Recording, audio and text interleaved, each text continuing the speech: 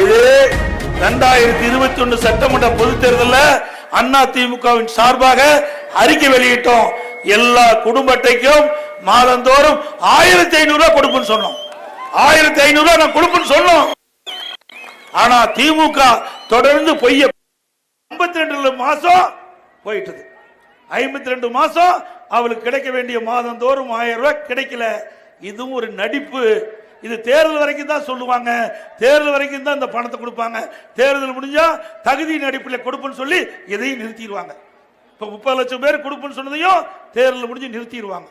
இதுதான் திமுக பொய் பிரச்சாரம். இது 2021 சட்டமன்ற பொதுத் தேர்தலில் அண்ணா திமுகவின் சார்பாக அறிக்கை வெளியிட்டோம். எல்லா குடும்ப அட்டைக்கும் மாதந்தோறும் 1500 ரூபாய் கொடுப்புன்னு சொன்னோம். 1500 ரூபாய் நான் கொடுப்புன்னு சொன்னோம். ஆனா திமுக தொடர்ந்து பொய்ய. அவர்கள் தேர்தலை வெற்றி பெற்றுட்டாங்க, நாங்களும் கொடுக்கறோம் தான் சொன்னோம். எவ்வளவு மாசம் 1500 ரூபாய் கொடுக்கறோம். ஆனா நீங்க 1000 ரூபாய்க்கு ஆசைப்பட்டுட்டீங்க, 1500 ரூபாய் விட்டுட்டீங்க.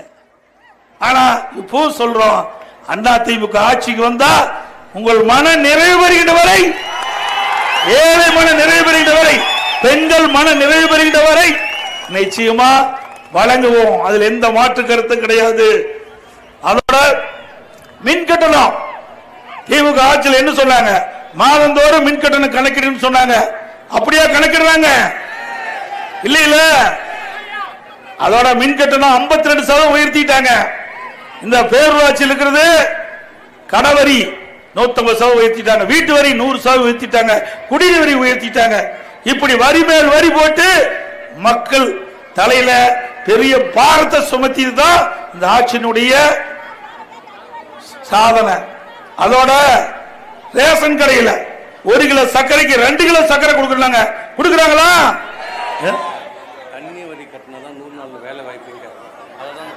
பாருங்க, தண்ணி வரி கட்டினா தான் 100 நாள் வேலை திட்டமா.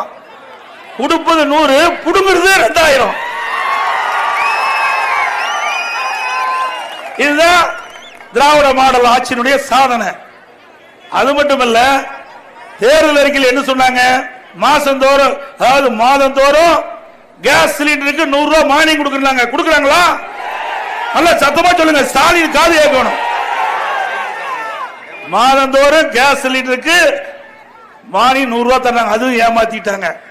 அப்புறம் கல்வி கடன், நம்ம கிராமம் நகரம் ஏழை குடும்பத்தில் பிறந்த மாணவ மாணவி அதை படிப்பதற்காக பேங்க்ல கடன் வாங்குவோம். அதுக்கு என்ன சொன்னார் ஸ்டாலின்? இளைஞர்கள் ஓட்ட பெற வேணும், அந்த இளைஞருடைய பெற்றோர் ஓட்டுகளை பெற வேணும். அதற்கு ஒரு தந்திரம் கண்டிச்சார். திமுக ஆட்சிக்கு வந்தவுடன் கல்வி கடன் ரத்துனார். ரத்து செஞ்சிருக்காங்களா? ஏமாற்றிட்டார்ல. அதுக்கு பிறகு மிகப்பெரிய பொய், நீட் தேர்வு ரத்து ரத்துன்னு சொன்னார். இதை நம்பி பெற்றோர்களும் இளைஞர்களும் மாணவர்களும் வாக்களிச்சாங்க. திமுக ஜெயிச்சு வந்த பிறகு 4 வருஷம் நீட் தேர்வு ரத்து ரத்துன்னு சொல்லி ரத்தே செய்யாத காரணத்தினால, இதை நம்பி சரியான முறையிலே தேர்வு நீட் தேர்வு எழுதாத காரணத்துல நம்முடைய மாணவ செல்வங்கள் உயிர் நீத்ததுதான் மிச்சம். இப்படி பொய்ய பேசி பேசி மக்களை நம்ப வைத்து வாக்குகளை பெற்று ஆட்சிக்கு வந்த பிறகு ரத்த வேடம் போடுகின்ற கட்சி திமுக கட்சி. அதற்கு முழுகின்ற தேர்தல் 2026 தேர்தல் என்பதை எண்ணி பார்க்க வேண்டும். அதோட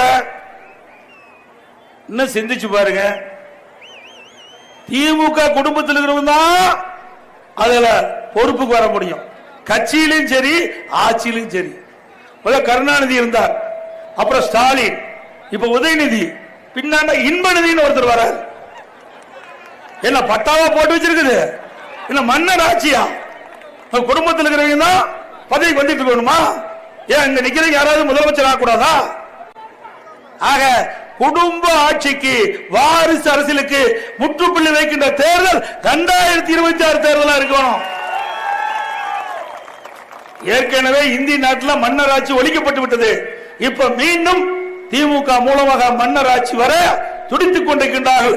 அதற்கு 2026 தகுந்த பதிலடியை இந்த மக்கள் கொடுக்க வேண்டும் என்று அன்போடு இந்த நேரத்தில் கேட்டுக்கிறேன். பிளே ஸ்டோர் மற்றும் ஆப் ஸ்டோரில் இருந்து பாலிமர் செயலியை QR கோடு மூலம் பதிவிறக்கம் செய்யுங்கள். செய்திகளை உடனுக்குடன் பெறுங்கள்.